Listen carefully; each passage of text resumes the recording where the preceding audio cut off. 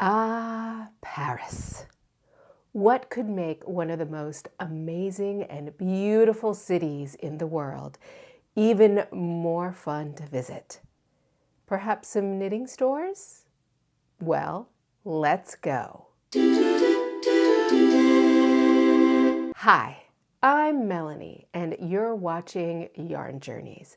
I am a knitter, a spinner, and a sometimes sewist, and I live in Arlington, Virginia, just outside of Washington, D.C. If you are a returning viewer to Yarn Journeys, welcome back. And if you're new here, well, I am so glad you have found me. So here's what's up for today's video. First, let's go yarn shopping in Paris. I was lucky enough to visit 3 lovely knitting stores right in the heart of the city. Along the way, we will talk about some acquisitions and project updates. And last, we'll explore the beauty and wonder to be found in the famous city of light, Paris. So grab a beverage and a project, and we will get right into it. Paris, France really needs no introduction. It is every bit as amazing as its reputation. I have been to Paris several times, and I feel super lucky about that fact.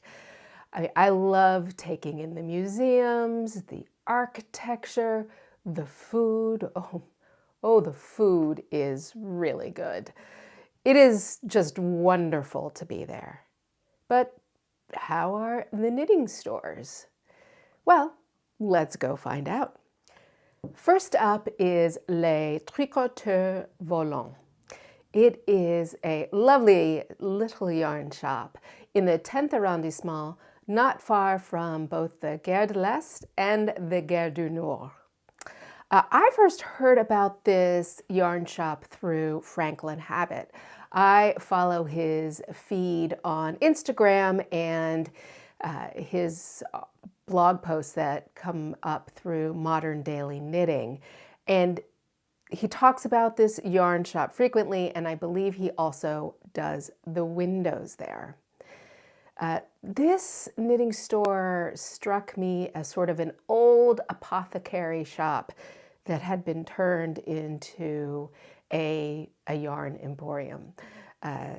It is quite small, but every nook and cranny is stuffed with beautiful yarn, knitting notions, sewing items, lots of things to discover. Enrico, the owner, was there when I came in, and after we exchanged our bonjours and he gave me the opportunity to look around, we had a delightful conversation. There's lots of samples everywhere of the yarn they have there, particularly Stephen West shawls. And considering that I had just been in Amsterdam, it was kind of fun to see more Stephen West items knit up.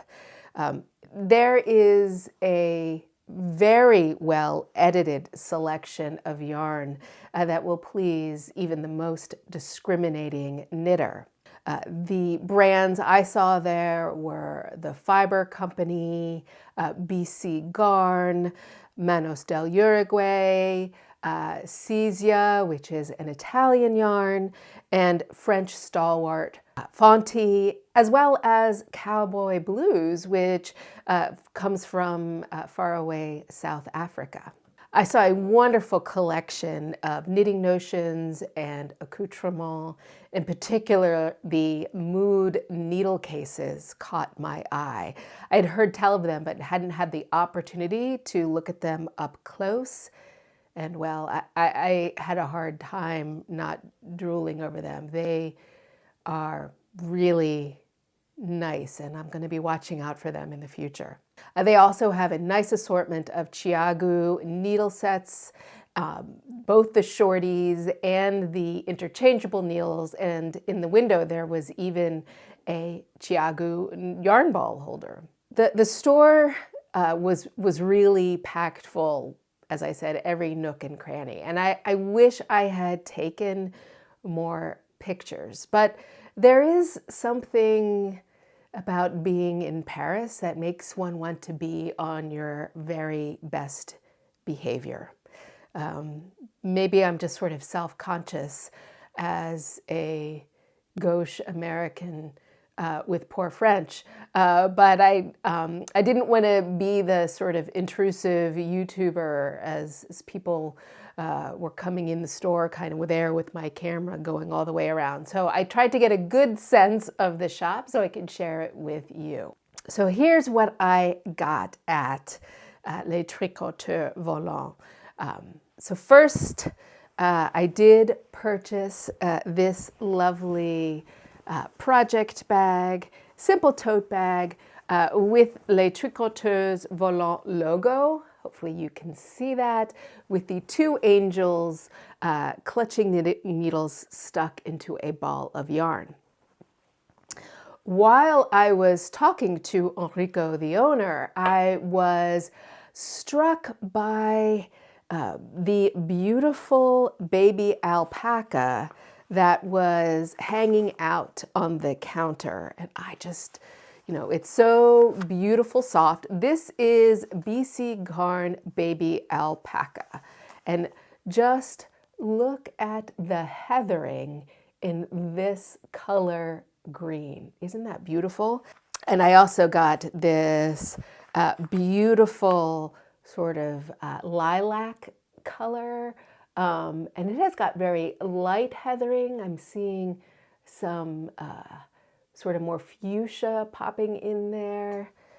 And then this straight up purple, also baby alpaca. I don't exactly have a plan for this yarn, but I am thinking that these would be wonderful striped together. Maybe a striped Musselburgh hat, because when in doubt, one can always make a Musselburgh hat with fingering yarn. But it could also make a beautiful cowl or shawl.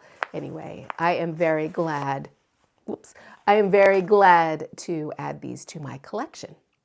Next up is Lil Weasel. It is in the 2nd arrondissement, not far from the Les Halles area.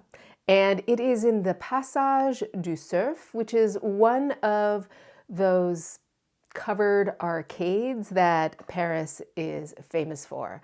It's always fun to go to those arcades when it's raining because there's multiple little shops, usually which have very fun things. And I noticed that in the Passage du Cerf, there were other crafty shops and gift stores to go into besides Lil Weasel.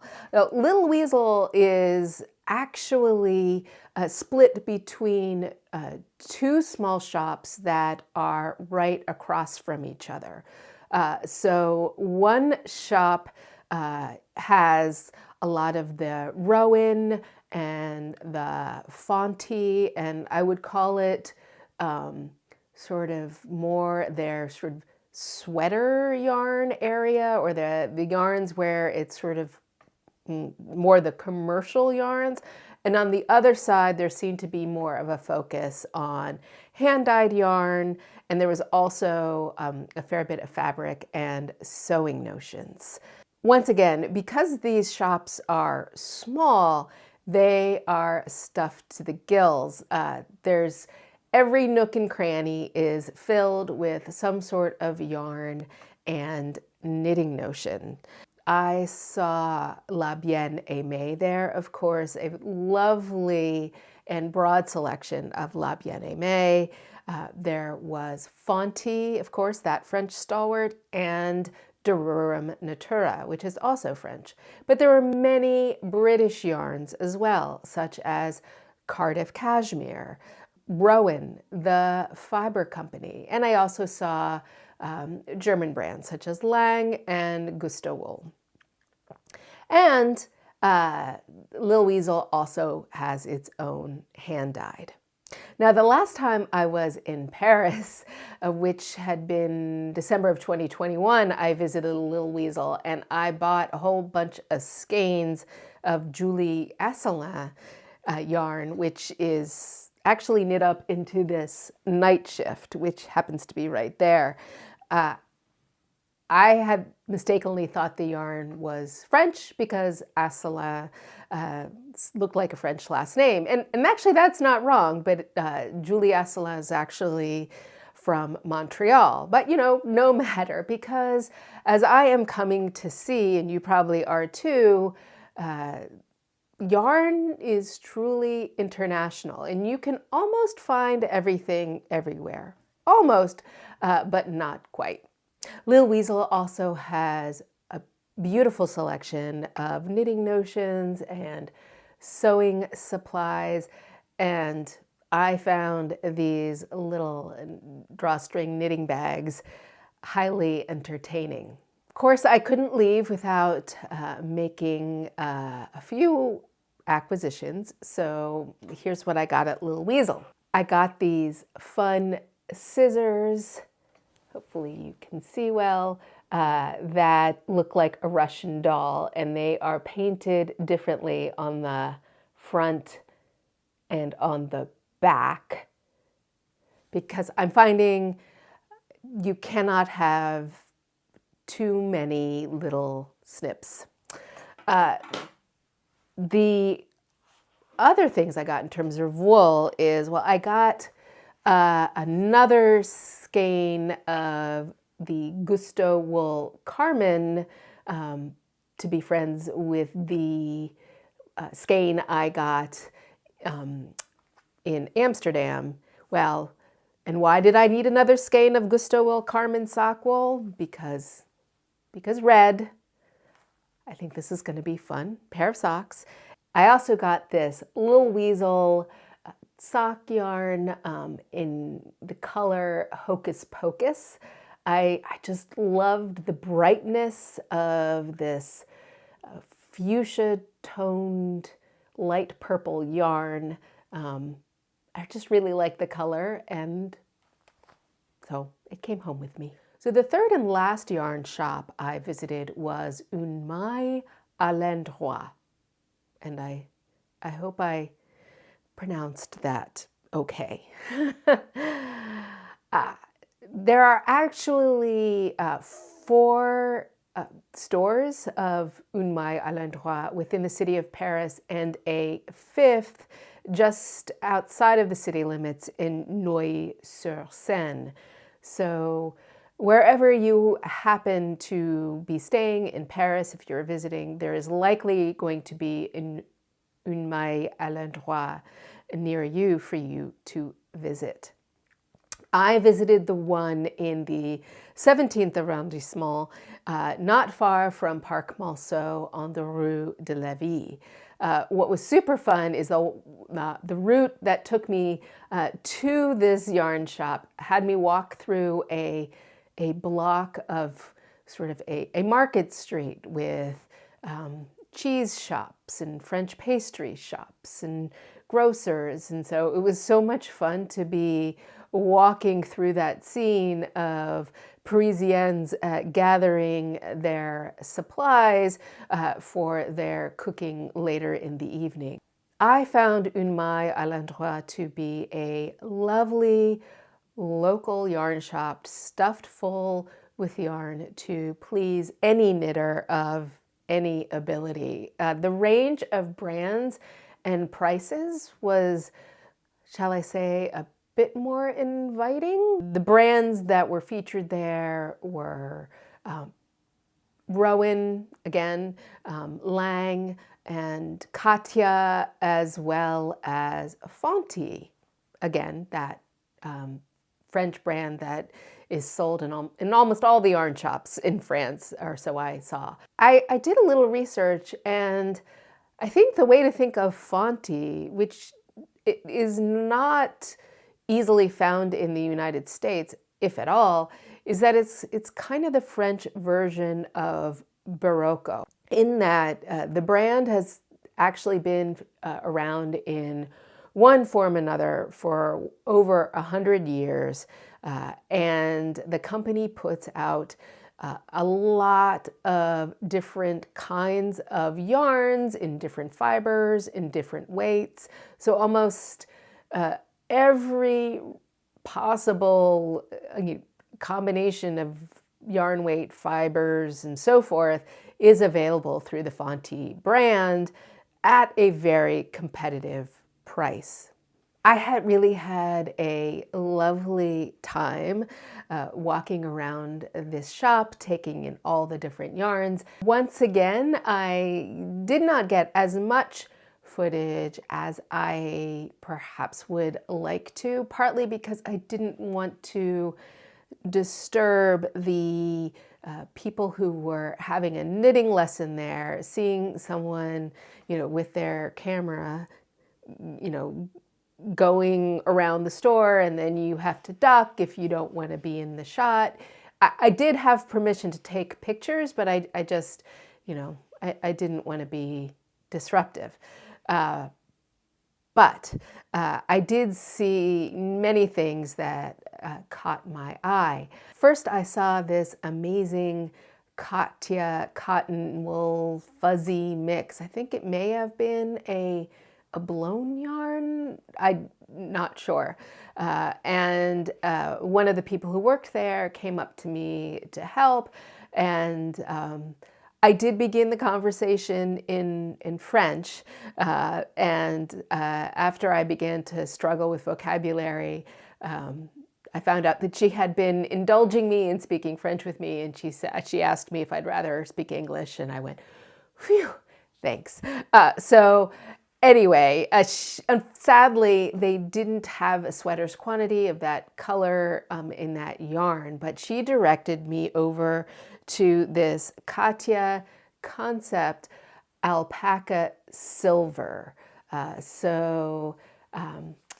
this, I really hope the camera is picking it up, but it has this silver sparkle in it, which is really, really quite beautiful without being ostentatious. I did find throughout Europe that there were a number of yarns that featured sparkle, and I just thought that was lovely.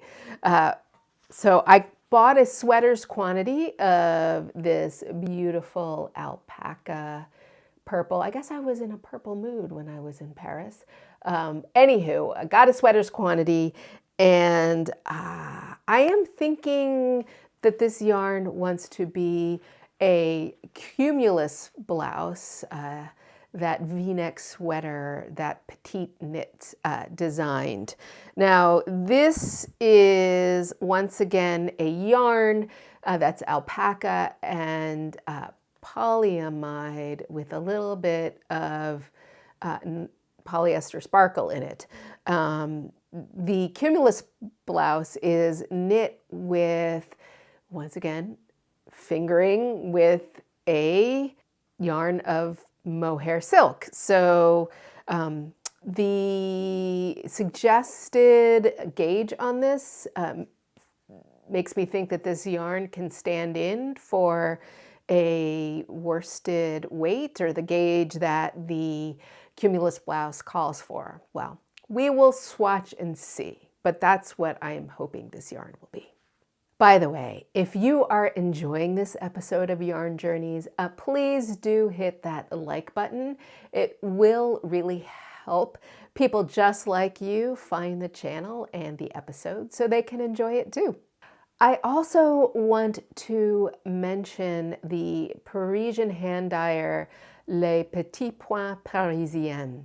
When I was in Paris in 2021, she had a shop at the bottom of the Montmartre Hill, and I walked by it, and it was my husband who said, hey, yarn shop. And I looked in the window and saw all this beautiful hand-dyed yarn, and well, I had to go in there. And in fact, what I am wearing today is my Birds of a Feather, designed by Andrea Mowry, and it's her mohair silk and her merino singles, and hopefully you can see it. I just love the subtle mastery of the dyeing here, where you have these lovely tonal grays and just these slight bits of purple color in there. Le Petit Point Parisien now has a shop near Ile-de-France. So if you happen to be in the area, please be sure to stop by. I know I will be looking out for this hand dyer. And she also tends to go to European fiber festivals like Barcelona Knits, and I think she'll go to Knit Eat Lyon next fall. So watch out for her. Let's continue with the show and tell, shall we? I am continuing to work on my glittering Snowscapes shawl by Stephen West. I talked about this in my last episode. I've made progress on the border. I'd say maybe I don't know, I'm maybe a third of the way through. Like I said before in the last episode, when it's done, it's done. I have made this my evening television knitting, and I knit like 2 sections of the border every night, and eventually this will be off my needles.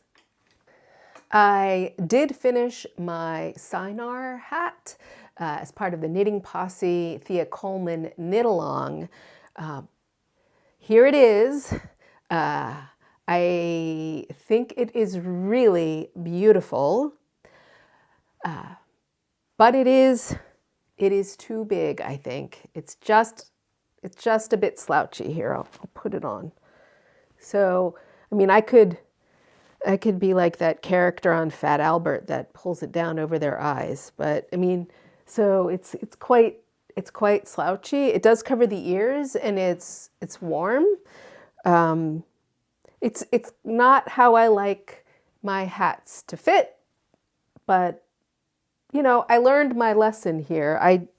I didn't swatch, and as I was knitting it, I thought that the gauge was okay, and I actually do like the fabric. I think that's how these Life in the Long Grass yarns, when used in stranded knitting, are. I think this is the appropriate gauge for that yarn. It's just perhaps not the appropriate gauge for this hat. So that's that. I am also working on a pair of socks. Last spring, I went to Japan and I got this skein of Hamanaka sock yarn. It's called Korpoker. Anyway, I got it at Ito Tobacco in Kyoto, and I've been wanting to put on a pair of socks on my needles. So my go-to sock pattern is the DRK Everyday sock. That is a pattern by Andrea Mowry, of course. And check out these colors. I honestly did not know how it was going to, I knew it was going to be self-striping in some way, but I just think this is crazy fun. So you've got, at the toe, you know, it just sort of looks like variegated striping yarn, but as I got into the 2x2 rib in the foot, the pooling just started to be crazy wild. And then as I got into the gusset, it shifted again. So now I am in the ankle, and I think it's going to get back into this, what it did in the 2x2 rib here, which is just, I mean, it's just crazy. Now, you know, if this were a sweater, I would be like, whoa, what's going on here? But I just think this is super fun. I can't wait until the next row, because I'm just wanting to see what the yarn will do. My next garment project is going to be the Study in Pink sweater by Melanie Berg. Now, I am not using pink, but instead this lovely flax fingering from Camellia Fiber Co. in the color Silver Juniper. I bought this yarn at Vogue Knitting Live this year and knew I wanted to make some sort of Summerweight t-shirt. So this is, of course, very different than the yarn that Melanie, that famous German designer, knit her shirt with. She used a BFL Masham mix yarn in fingering, whereas the flax fingering from Camellia Fiber Co. is a combination of alpaca, linen, and silk. And I suspected that my yarn was going to behave very differently than the yarn that Melanie designed Study in Pink with. So I decided, all right, I got to get serious about a gauge swatch and measuring it correctly as much as I can. So I knit a very big swatch, and I used the method advocated by Roxanne Richardson. I'll link to that episode of Roxanne Richardson's again. I think it's really useful, particularly because if I have to play yarn chicken, I can steal it from this swatch. Hopefully I won't, though. So I knit a very big swatch because I wanted to know how the fabric was going to behave. It is super drapey, which I think is very different than 100% wool yarn. I used number 2 needles. The pattern calls for 2.5 needles. I knew that I likely was going to have looser gauge, so I sized down to begin with. Unblocked, my swatch has 27 stitches and 32 rows to 10 centimeters. Now that already is problematic because the gauge that is suggested for the sweater is a 30 by 40 to 10 centimeters or 4 inches. Oops. So I blocked it. So I soaked it in some water and I pinned it very gently. I didn't stretch it anyway because I knew that this yarn being alpaca and also having some linen in it, that it would be drapey and likely stretch. And it did. So this is 24 stitches and 36 rows. So interestingly, I would have thought I would have had even less rows, but it actually changed. Anyway, 24 stitches to 36 rows for 4 inches or 10 centimeters. So my gauge is very different than the gauge in the sweater. So I have some choices to make. I could either say, never mind, this is not the right yarn for this pattern. But what the hey? So what I'm going to do is I'm going to knit the size smaller than is suggested for. So I will, as a result, cast on fewer stitches and just be paying attention to how this is knitting up. Because clearly I have a feeling that there's going to be things that are off in both dimensions. What I'll do is I'll probably cast on, complete the yoke, block it, see how it fits, and see if I like it. I will be sure to report all about that back here. One thing I do want to note is these types of gauges I think are really handy. I particularly like this Acreworks version because it's got the teeth on it. So as you're measuring your swatch or your gauge, it is less likely to move around. However, I decided to measure gauge using the technique that is advocated by the Knitting Guild Association. So hopefully you can see I put waste yarn at 4 different points on the swatch and measured the length and width using a good old-fashioned metal ruler that won't stretch or move like your usual tape measure. And in particular, having a wider swatch to count out the number of stitches allows me to measure gauge along just a larger surface area. So rather than looking at it at only 2 inches or 4 inches at a time, I actually measured the swatch across, how many inches? Like 7 5/8 inches. So I'll have a much more accurate count across a larger width.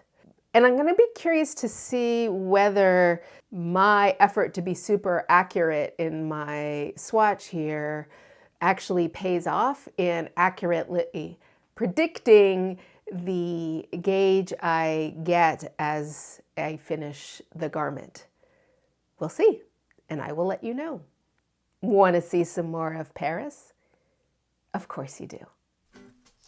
We were visiting Paris in mid-December, and there's nothing I love more than to walk around the city, watch the people, and also take in the beautiful architecture.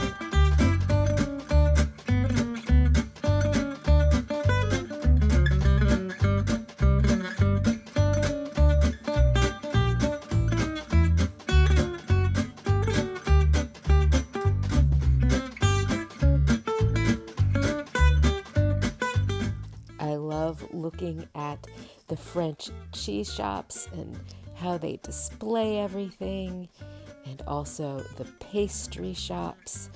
It makes you very hungry.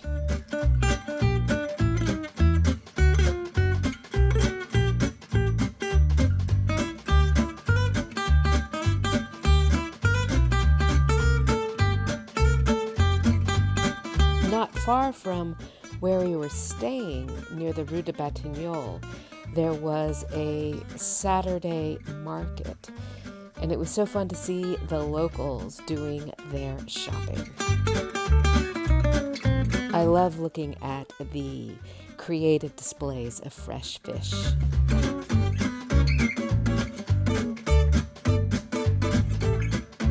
The variety and colors and perfection of all the produce was truly astounding.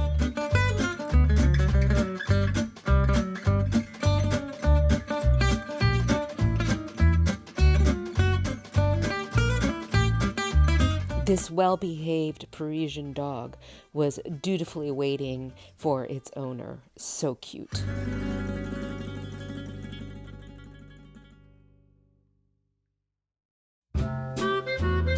I'm not a huge connoisseur of oysters, but I imagine that the ones sold here are pretty darn good.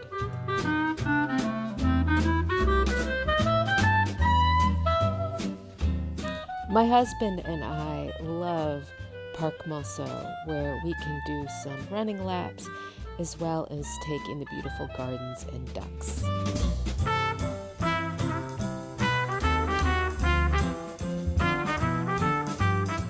One evening, as we were heading to a dinner on the left bank in the Saint-Germain area, we came across a Christmas market.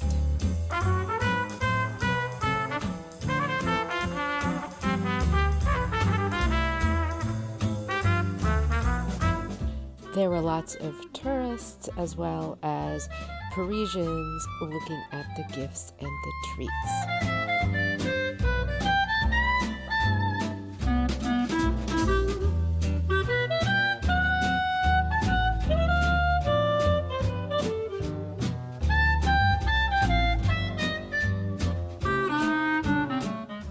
We had a fancy dinner with a soup, and I had some chicken, and then a dessert that was suitably chocolatey. And then we went for a long walk, taking the scenes along the Seine. And then we ended up in the shopping district near Galeries Lafayette and Le Printemps to take in the windows so artfully decorated for Christmas.